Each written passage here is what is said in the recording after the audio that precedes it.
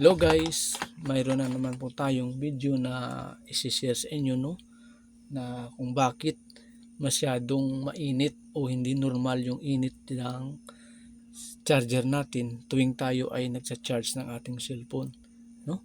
So ito yung dahilan guys, no, i-share ko sa inyo at ipapaliwanag, no, kung bakit hindi normal yung init ng charger natin tuwing tayo ay nagcha-charge, no.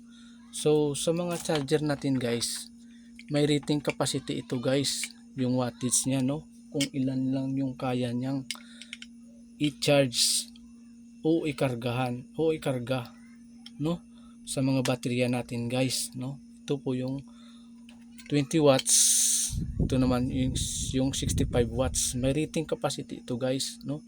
Kaya sa mga bagong labas na yun na cellphone is kadalasan yung nabili natin is hindi natin alam kung ilan yung watts ng cellphone natin na nabili, no.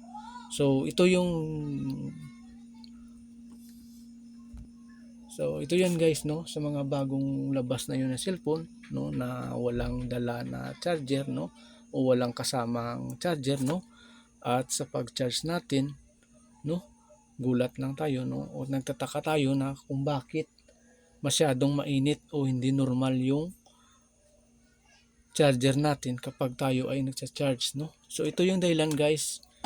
Halimbawa, ito yung cellphone at ito yung charger, no. Kapag masyado na po siyang mababa yung wattage niya sa cellphone o sa kinakargahan niya, o masyado na pong mataas yung amperahe ng kinakargahan niyang battery ng cellphone mo guys, iinit to guys, kasi nabibigatan niya siya guys na buhatin yung baterya o kargahan ng cellphone mo guys. Ito po yung dahilan na kung bakit napakainit o hindi na normal yung init ng charger natin kung tayo ay nagcha-charge, no.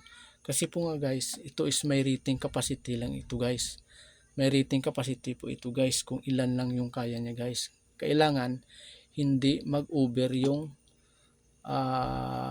cellphone mo sa dito guys. Kailangan mas mataas yung wattage o rating capacity ng wattage ng charger mo kaysa cellphone mo guys.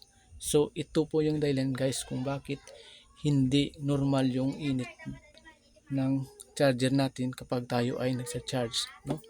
So halimbawa nito guys is sa mga ganito guys, sa mga normal lang na charger, hindi ito kaya guys, no. May mga matataas na amperahe, no. So katulad nito guys, yung power bank na ito, no, may mataas na siya na amperahe, no. Hindi niya na kaya guys yung mga normal lang na mga charger guys, no. So naka 20,000 siya guys. So hindi niya kaya guys, no. Kung i-charge mo siya, no, over na siya guys yung capacity o ng charger mo kaysa power bank mo. Katulad din ito guys, no, ng mga cellphone, no, ng mga bago, no. Hindi naman ito bago pero mas may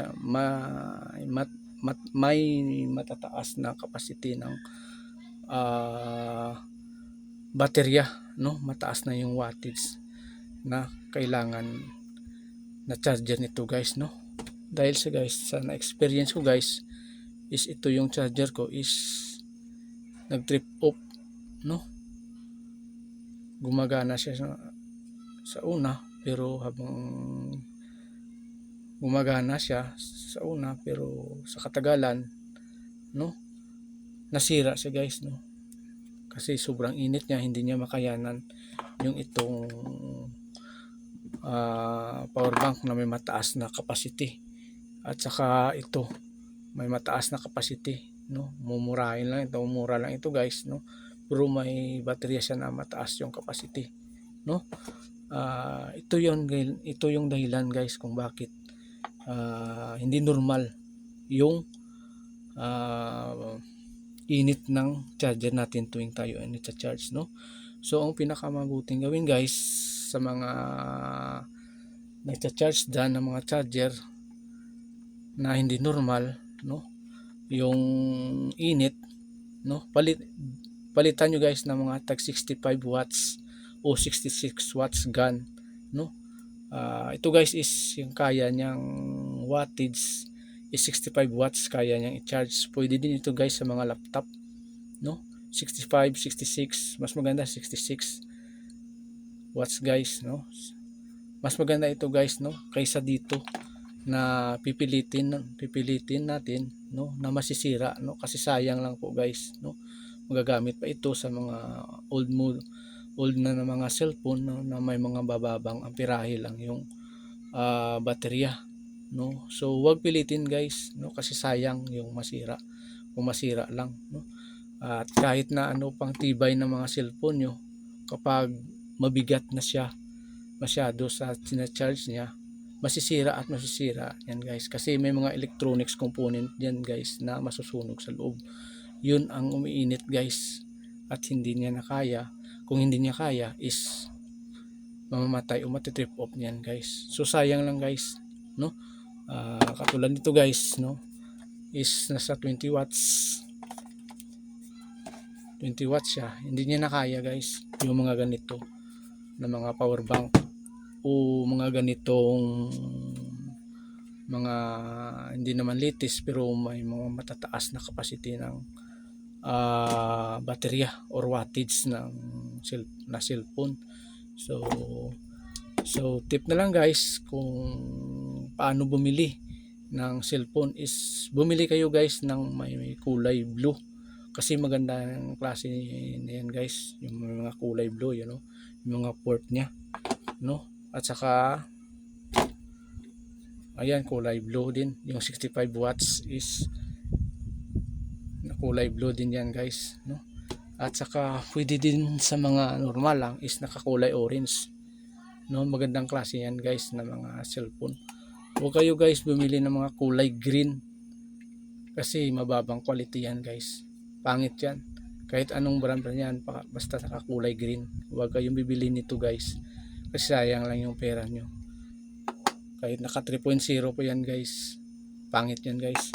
Bumili kayo is nakakulay blue or nakakulay orange, no, na mga charger, no.